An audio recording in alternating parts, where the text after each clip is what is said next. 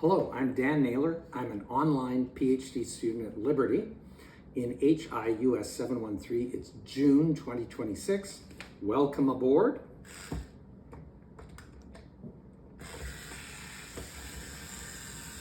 As we go on a railroad journey, describing, illustrating, and analyzing one person's experience in the post-bellum economy. That one person is Cornelius Vanderbilt, 1794 to 1877. So his productive years were firmly in the wheelhouse of the postbellum era, or should I say the cab of that era. He was known for railroads. The model train is a fitting illustration representing Vanderbilt and the people who worked for him. It would be even more fitting if it were life-size and extended thousands of miles in every direction. Trains and ships run by Vanderbilt and others supported the huge demographic shift west. Railroads were high-tech, bridges, signaling. It was the Silicon Valley of the day. Sadly, many skilled staff were killed on the job.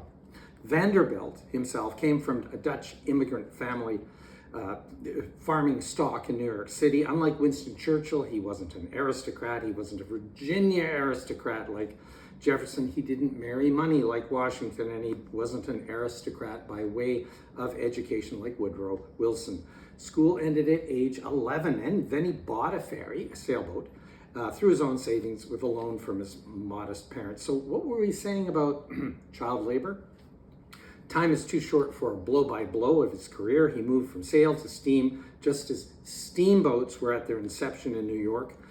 So you have the confluence of water transport and population.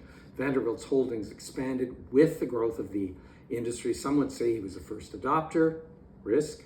He had associated with clever people such as Thomas Gibbon, who used the courts to break a New York monopoly in steamboats. Vanderbilt moved his expertise from shipping into railroads, making him really a logistician rather than a mere railroad principal, and he was active in creating a far-flung railroad empire using horizontal integration. Vanderbilt's methods were very much a validation, frankly, of Garrett Hardin's theory in The Tragedy of the Commons reading, where when different species live in a shared environment and use similar resources, one species will tend to drive out the others, and indeed he drove out the others. So Vanderbilt would be a fan of Garrett Hardin, not Eleanor and Vincent Ostrom. Dr. Roberts said the entrepreneur, like Vanderbilt, has the ability to move things, encase tangible objects and ideas across multiple social boundaries. Dr. Roberts, near the end of this module's video, said the process of industrialization improves the lives of human beings, and so he did. He also, Dr. Roberts said, humans in the 20th century live at a level that is far superior to any other human being in human history. Just a minute.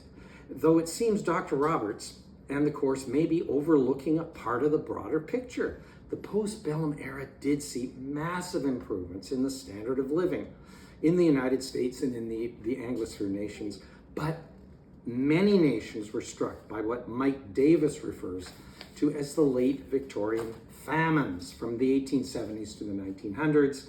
Please see my primary sources on this topic. Repeated famines were common in China and India, but also Brazil, India, the Philippines, and many other places, including Europe. The additional burdens of cholera, smallpox, debilitating fevers, and bubonic plague were very much there during these times. Americans did not know about these disasters because Americans were looking inward at the Long Depression, foreclosures, and the collapse of crop prices mentioned by Dan Bum, and the intensive gold-silver debate covered so thoroughly by Friedman. I don't want to sound like a Pollyanna, as though the difficulties in the United States were trivial, particularly for Black people under Jim Crow. However, at this stage and in the years that followed, America performed extremely well. America surged ahead in prosperity, measured in comparative GDP, while beyond its borders, millions across the postbellum world were dying from waves of disease and hunger. Most accounts of Vanderbilt would end here mentioning he had a net worth of such and such when he died, but that's irrelevant. Organizers and financiers like Vanderbilt made the United States into a prosperous, developed country. Thank you. I will see you next time.